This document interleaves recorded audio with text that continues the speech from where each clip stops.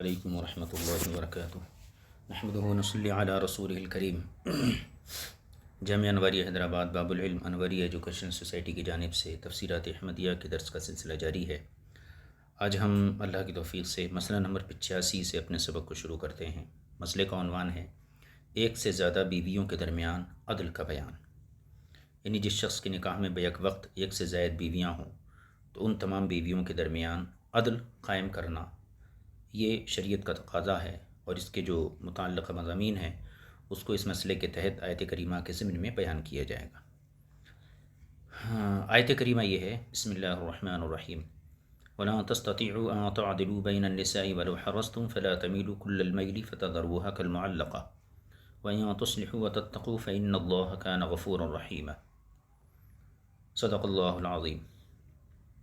وَلَا تَسْتَطِيعُوا أَن تَعْدِلُوا بَيْنَ النِّسَاءِ، اور تم بیویوں کے درمیان عدل کرنے کی ہمت ہرگز نہ پاؤ گے، ولو حرصتم، اگرچہ تم بہت خواہش رکھو، فلا تمیلوا کل المیل فتذروها کالمعلقہ، بس مکمل طور پر نہ جھک جاؤ تاکہ تم اسے لٹکی ہوئی چیز کے مانند چھوڑ دو، وَإِن تُصْلِحُوا وَتَتَّقُوا، اور اگر تم اصلاح کر لو، وَتَتَّقُوا، اور بچو، فَإِنَّ اللَّهَ كَانَ غَفُورًا رَحِيمًا، تو بے شک اللہ تعالیٰ بخشنے والا مہربان ہے۔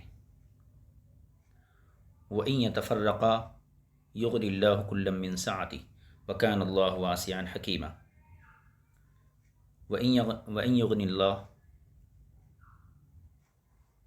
وَإِن يَتَفَرَّقَا يُغْنِ اللَّهُ كُلًّا مِّن سَعَتِهِ، یہ جو آیت ہے متن کے اندر نہیں ہے، لیکن جو ہے یہاں پر یہ دونوں آیتیں اس مسئلے کے ضمن کے تحت داخل ہیں، یعنی مسئلے کا جو عنوان بنایا گیا ہے وہ دو آیتیں ہیں۔ ایک آیت تو متن کے اندر ہے لیکن دوسری آیت متن کے اندر نہیں ہے، ترجمہ البتہ دونوں آیتوں کا یہاں لکھا ہوا ہے۔ تو بے شک اللہ تعالیٰ بخشنے والا مہربان ہے، یہاں تک پہلی آیت کا ترجمہ ہے، اور فَإِنَّ اللَّهَ كَانَ غَفُورًا رَحِيمًا یہ پہلی آیت کا اختتام ہے۔ اب اس کے بعد دوسری آیت شروع ہوتی ہے، وَإِن يَتَفَرَّقَا، اگر وہ دونوں الگ الگ ہو جائیں میاں بیوی، یغنِ اللَّهُ كُلًّا مِّن سَعَتِهِ وَكَانَ اللَّهُ وَاسِعًا حَكِيمًا، تو اللہ تعالیٰ سب کو اپنی وسعت سے بے نیاز کر دے گا، اور اللہ تعالیٰ وسعت اور حکمت والا ہے۔ یہ دو آیتیں ہیں، ان دو آیتوں کو مسئلے کے عنوان کے طور پر منتخب کیا گیا ہے گویا کہ۔ اب اس کی تفسیر کی طرف توجہ دیں۔ فرماتے ہیں اس صورت میں ابتداً ایک آیت گزر چکی ہے جس میں عدل کی شرط لگانے کا حکم ہے۔ آیت یہ ہے، فَإِنْ خِفْتُمْ أَلَّا تَعْدِلُوا فَوَاحِدَةً، یعنی اگر تمہیں خوف ہو کہ تم عدل نہ کر سکو گے چند بیویوں کے درمیان تو پھر ایک بیوی پر اکتفا کرو، یعنی ایک ہی نکاح میں رکھو۔ تو جو آیت ہم ابھی پڑھ رہے ہیں اس سے پہلے یہ آیت تھی فَإِنْ خِفْتُمْ۔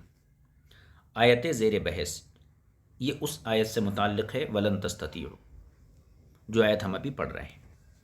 آیت زیر بحث یہ بیان کرتی ہے کہ محبت قلبی میں عدل ہونا شرط نہیں ہے، یعنی گزشتہ آیت جو اس سے پہلے والی آیت گزری اس میں یہ بتایا گیا فَإِنْ خِفْتُمْ أَلَّا تَعْدِلُوا فَوَاحِدَةً، اگر تم متعدد بیویوں کے درمیان عدل نہ کر پاؤ تو پھر ایک کو اختیار کرو، ایک ہی بیوی پر اکتفا کرو۔ تو وہاں پر عدل نہ ہونے کی صورت میں ایک بیوی پر اکتفا کرنے کا حکم دیا گیا، اور یہ آیت جو اب ہم پڑھ رہے ہیں وَلَا تَسْتَطِيعُوا أَن تَعْدِلُوا بَيْنَ النِّسَاءِ، اس میں یہ بتایا گیا کہ محبت قلبی میں عدل ہونا شرط نہیں ہے، اس کے علاوہ دوسرے کاموں میں عدل شرط ہے۔ اب دونوں آیتوں کا مضمون الگ الگ ہو گیا۔ جو شخص ظاہری طور پر عدل نہیں کر سکتا، یعنی کھانے پینے میں، رہنے میں، یا پھر کہنا چاہیے کپڑے میں، نفقے میں، ظاہری طور پر عدل جو نہیں کر سکتا ہے تو اس کو چاہیے کہ وہ ایک بیوی پر اکتفا کرے۔ اب جو شخص چند بیویاں رکھتا ہے اس کو یہ بیان کیا گیا کہ محبت قلبی کے طور پر تم ساری بیویوں سے ایک سی محبت نہیں رکھ سکتے، ہر بیوی سے ایک درجے کی محبت ہو، سب سے برابر محبت ہو، ایسا نہیں ہو سکتا۔ اور یہ چیز انسان کی قدرت سے باہر ہے، انسان کی طاقت سے باہر ہے۔ لہذا اللہ رب العزت نے ظاہری طور پر عدل کو شرط کے طور پر مقرر کیا۔ اگر انسان ظاہری طور پر عدل کرنے کے قابل نہیں ہے تو ایک بیوی پر اکتفا کرے گا، لیکن قلبی طور پر عدل کا ذمہ دار نہیں بنایا گیا، کیونکہ انسان قلبی طور پر کسی ایک سے ہی زیادہ محبت کرے گا، سب سے برابر محبت نہیں کر سکتا۔ لہذا پہلی والی آیت میں ظاہری عدل کا تذکرہ ہے، اور جو آیت اب ہم پڑھ رہے ہیں یہاں قلبی عدل یعنی محبت میں عدل کرنے کا معاملہ ہے۔ اب دیکھیے، فرماتے ہیں آیت زیر بحث، جو آیت اب ہم پڑھ رہے ہیں، زیر بحث آیت یہ بیان کرتی ہے کہ محبت قلبی میں عدل ہونا شرط نہیں ہے، اس کے علاوہ دیگر امور میں عدل شرط ہے، کیونکہ آیت کریمہ کا مضمون یوں ہے: وَلَا تَسْتَطِيعُوا أَن تَعْدِلُوا بَيْنَ النِّسَاءِ، اے ایک سے زائد بیویاں رکھنے والو، تم ان کے درمیان عدل کرنے کی استطاعت نہیں پاؤ گے۔ ایک سے زائد بیویاں رکھنے والو، تم ان سب کے درمیان عدل کرنے کی استطاعت نہیں پاؤ گے۔ کیوں؟ کیونکہ عدل اسے کہتے ہیں کہ کسی طرف میلان نہ ہو، اور ایسا کرنا نہایت مشکل ہے۔ یعنی چاروں بیویوں میں سے کسی ایک کی طرف زیادہ جھکاؤ نہ ہو، یہ عدل ہے، اور ایسا کرنا انتہائی مشکل ہے۔ اسی لیے حضور سرور کائنات صلی اللہ علیہ وسلم اپنی ازواج مطہرات کے درمیان نفقے میں، لباس میں، رہائش میں، رہنے کے مکان کے اعتبار سے عدل فرماتے تھے، اور اللہ تعالیٰ کے حضور عرض کرتے تھے: اے اللہ، میں جس کا مالک تھا اس کو میں نے برابر برابر بانٹ دیا، اور تو میرا اس بات پر مواخذہ نہ فرمانا جس کا میں مالک نہیں ہوں، اور وہ دل کی محبت ہے۔ اسی لیے کہ رسول کریم صلی اللہ علیہ وسلم سیدہ عائشہ رضی اللہ تعالی عنہا سے دوسری ازواج مطہرات کی بنسبت زیادہ اور کامل محبت رکھتے تھے، تو حضور اکرم صلی اللہ علیہ وسلم کے اس عمل نے یہ ظاہر کر دیا کہ ظاہری اعتبار سے رہن سہن میں، لباس میں، نفقے میں یہ عدل ضروری ہے، لیکن قلبی اعتبار سے، لگاؤ کے اعتبار سے یہ عدل شرط نہیں ہے۔ اور رسول کریم صلی اللہ علیہ وسلم کی ازدواجی زندگی یہ پوری امت کے لیے نمونہ عمل ہے، لہٰذا ایک سے زائد نکاح اس کی اجازت ہے عدل ظاہری کی شرط پر، لیکن اگر کوئی ایک سے زائد نکاح کیا اور باطنی طور پر عدل نہیں کر پایا قلبی محبت کے اعتبار سے، تو یہ قابل مواخذہ چیز نہیں ہے۔ دیکھیے فرماتے ہیں، قرآن فرماتا: وَلَوْ حَرَصْتُمْ، اگرچہ تم عدل کرنے پر حریص کیوں نہ ہو، یعنی اگرچہ تمہاری یہ خواہش ہو کہ تم سب کے درمیان عدل کرو، عدل سے مراد قلبی عدل، فرماتے ہیں اگرچہ تم عورتوں کے درمیان عدل کرنے میں نہایت حریص ہو اور انتہائی درجہ اس پر عمل کرنے کی خواہش رکھتے ہو، لیکن جب تم اس کے باوجود مذکور عدل نہیں کر سکتے تو تم اپنے فعل کا میلان اور اپنے دل کا میلان ان دونوں کو اکٹھا نہ کرو۔ یعنی دل کا میلان اور فعل کا میلان، یعنی میلان فعل میں عدل کرو، جو کام کاج ہیں، رہنا سہنا ہے، نان نفقہ ہے، یہ عدل فعل ہے، اور خوراک، رہائش، لباس، رات بسری وغیرہ افعال میں عدل کرو، اگرچہ تم میلان قلب میں عدل کرنے کی قدرت نہیں رکھتے، یعنی محبت یا جماع وغیرہ میں، تاکہ میلان فعل میلان قلب کے ساتھ اکٹھا نہ ہو جائے۔ بس اگر تم نے میلان فعل بھی چھوڑ دیا، یعنی ظاہری عدل بھی چھوڑ دیا، تو تم اس عورت کو جس سے تمہاری رغبت فعلی اور قلبی دونوں ختم ہو گئی ہیں، ایسی عورت کی طرح چھوڑ دو گے جس کا خاوند نہ ہو، نہ وہ مطلقہ ہو۔ مطلب یہ ہوا، ایک ہے میلان عدل میلان قلب، اور ایک ہے میلان فعل۔ اگر کسی ایک عورت کے ساتھ تمہیں میلان قلب نہیں ہے تو اس کے ساتھ میلان فعل بھی مت چھوڑو۔ اگر تم میلان فعل بھی چھوڑ دو گے تو اس کو جو ہے ایسا کر دو گے جیسے جس کا کوئی خاوندی نہ ہو اور وہ مطلقہ بھی نہ ہو۔ حضور سرور کائنات صلی اللہ علیہ وسلم نے فرمایا کہ جس کے ہاں دو بیویاں ہوں اور وہ ان میں ایک کی طرف مائل رہا تو وہ کل قیامت میں اس حال میں آئے گا کہ اس کی ایک جانب جھکی ہوگی، یعنی فالج زدہ کی طرح ہوگی۔ لہذا معلوم ہوا کہ عدل بقدر امکان یہ واجب ہے۔ آگے دیکھیے، وَإِن تُصْلِحُوا وَتَتَّقُوا، اور اگر عورتوں کے جن معاملات میں تم زیادتی کے مرتکب ہو رہے، عورتوں کے جن معاملات میں تم زیادتی کے مرتکب ہوتے رہے، جو ہے ان کی اصلاح کر لی. وَإِن تُصْلِحُوا، اگر اس سے کیا ہے، جو تم سے زیادتی ہوئی عورتوں کے معاملات میں اس کی تم نے اصلاح کر لی، یعنی اس کو درست کر لیا. وَتَتَّقُوا، اور مستقبل میں آنے والے ایسے واقعات سے بچنے کی تدابیر کرتے رہے. یہ معنی ہے دراصل وَتَتَّقُوا کی تفسیر ہے یہ. تو پھر اللہ تعالیٰ تمہاری گزشتہ میلان فعلی کو معاف کر دے گا. وَإِن يَتَفَرَّقَا، اب یہاں سے دوسری آیت ہے.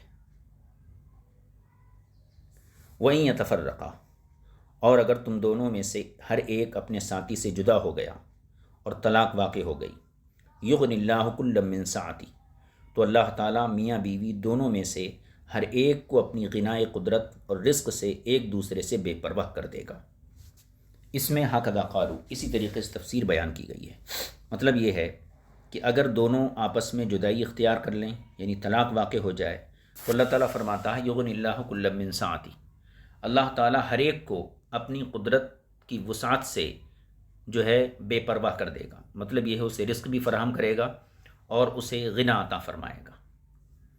اب بظاہر تو ایسا دکھتا ہے کہ عورت جب مطلقہ ہو جائے گی یا شوہر سے جدا ہو جائے گی تو اس کے نان نفقے میں جو ہے مشکل درپیش ہوگی، لیکن قرآن یہ کہتا ہے کہ جب تمہاری باہمی جو ہے رفاقت ممکن نہ ہو اور آپس میں رہنا ممکن نہ ہو اور جدائی واقع ہو جائے، طلاق واقع ہو جائے، تو پھر عورت کو یا آدمی کو یہ نہیں سوچنا چاہیے کہ اب جو ہے میں تنگ دست یا مفلس ہو جاؤں گا، بلکہ اللہ تعالیٰ ابھی بھی اپنی غنا سے اور اپنی وسعت سے اس کو جو ہے غنی فرمائے گا.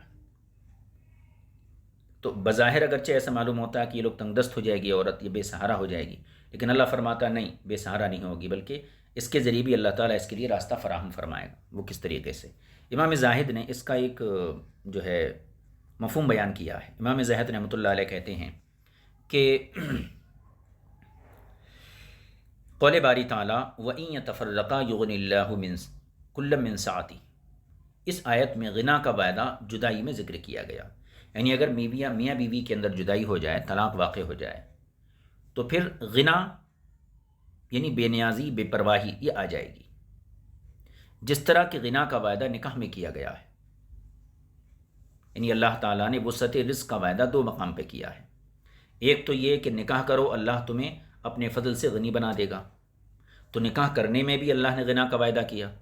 دوسرے یہ وَإِن يَتَفَرَّقَا يُغْنِ اللَّهُ كُلًّا مِّن سَعَتِهِ، اس آیت میں یہ بتایا گیا کہ دونوں میں اگر جدائی پیدا ہو جائے تب بھی غنا کا اللہ نے وعدہ کیا ہے. تو گویا اللہ نے غنا کا وعدہ دو طریقے سے کیا. ایک تو میاں بیوی کی جدائی کے اندر غنا کا وعدہ کیا، اور دوسرے نکاح کے اندر بھی غنا کا وعدہ کیا ہے. تو پھر دونوں کو کس طریقے سے ملائیں گے؟ تو پتہ یہ چلتا ہے کہ کبھی نکاح کے اندر جو اللہ نے غنا کا وعدہ کیا ہے وہ پورا ہوگا، اور جہاں میاں بیوی کے درمیان باہمی رنجش ہو، نہ اتفاقی ہو اور جدائی واقع ہو جائے، تو پھر اللہ تعالیٰ اس جدائی میں جو ہے غنا عطا فرماتا ہے. دیکھیے امام زاہد کی عبارت. امام زاہد رحمۃ اللہ علیہ کے فرماتے ہیں کہ قول باری تعالیٰ وَإِن يَتَفَرَّقَا يُغْنِ اللَّهُ كُلًّا مِّن سَعَتِهِ میں غنا کا وعدہ جدائی میں ذکر کیا گیا، یعنی جدائی کے اندر غنا ہے، جس طرح کہ غنا کا وعدہ نکاح میں کیا گیا جو اس قول میں ہے إِن يَكُونُوا فُقَرَاءَ يُغْنِهُمُ اللَّهُ مِّن فَضْلِهِ، کہ گروہ یعنی مرد و عورت شادی سے پہلے فقیر ہوں، اگر وہ فقیر ہوں تو شادی کے بعد اللہ تعالیٰ انہیں اپنے فضل سے غنی کر دے گا. تو ایک جگہ جدائی میں غنا کا وعدہ کیا گیا، دوسری جگہ نکاح کے اندر غنا کا وعدہ کیا گیا. اس سلسلے میں ایک حکایت یہاں ذکر کی گئی ہے. ایک شخص امام جعفر صادق رضی اللہ تعالیٰ عنہ کے پاس آیا اور اپنی غربت اور فقر کی شکایت کی کہ میں غریب ہوں، میں تنگ دست ہوں. آپ نے اسے فرمایا کسی عورت سے شادی کر لو. اس نے شادی کر لی. پھر یہی شکایت لے کر آیا کہ ابھی بھی میں فقیر ہوں. آپ نے فرمایا اور شادی کرو. اس نے اور شادی کر لی. پھر غربت کی شکایت لے کر آیا تو آپ نے فرمایا اب اسے طلاق دے دو. یعنی پہلے جب آپ سے اس نے غربت کی شکایت کی تو آپ نے کیا کہا؟ نکاح کر لو.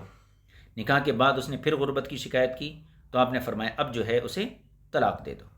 تو آپ سے پوچھا گیا کہ آپ کے مذکورہ ارشاد میں کیا حکمت ہے؟ ایک بار آپ نے نکاح کا حکم دیا، ایک بار طلاق کا حکم دیا، تو آپ نے ارشاد فرمایا کہ اللہ تعالیٰ نے غنا کا وعدہ یا تو نکاح کرنے میں فرمایا ہے یا طلاق دینے میں۔ آپ نے اس پر دونوں مذکورہ آیات کی تلاوت فرمائی کہ پہلے وَإِن يَكُونُوا فُقَرَاء يُغْنِهُمُ اللَّهُ مِن فَضْلِهِ، اس آیت کی تلاوت فرمائی، اس کے بعد وَإِن يَتَفَرَّقَا اس کی تلاوت فرمائی۔ هكذا کلام امام زاہد کی گفتگو ختم ہوئی۔ صاحب ہدایہ نے ایک سے زائد بیویاں ہونے کی صورت میں عدل کرنے کے حکم کا دونوں احادیث سے تو تمسک فرمایا ہے، یعنی حدیثوں سے استدلال کیا ہے کہ جب ایک سے زائد بیویاں ہوں تو پھر عدل کرنا ہے۔ آیات مذکورہ کا ذکر نہیں کیا ہے، اس کی وجہ یہ ہے کہ مذکورہ موضوع پر دونوں احادیث قطعی ہیں اور آیات جو ہیں یہ قطعی نہیں ہیں، اس لیے صاحب ہدایہ نے احادیث سے ثبوت فراہم کیا ہے اور آیات کو جو ہے اس ضمن میں ذکر نہیں کیا ہے۔ یہ مسئلہ نمبر 85 کہنا چاہیے 85 تھا، اور یہ مسئلہ یہاں مکمل ہو گیا۔ اس کے بعد مسئلہ نمبر 86 ہے، اس کو انشاءاللہ آئندہ درس میں شریک کریں گے۔ آج یہیں سبق کو موقوف کرتے ہیں۔ وصلی اللہ علی نبی الکریم وآلہ وصحبہ اجمعین والحمد للہ رب العالمین۔ السلام علیکم ورحمۃ اللہ وبرکاتہ۔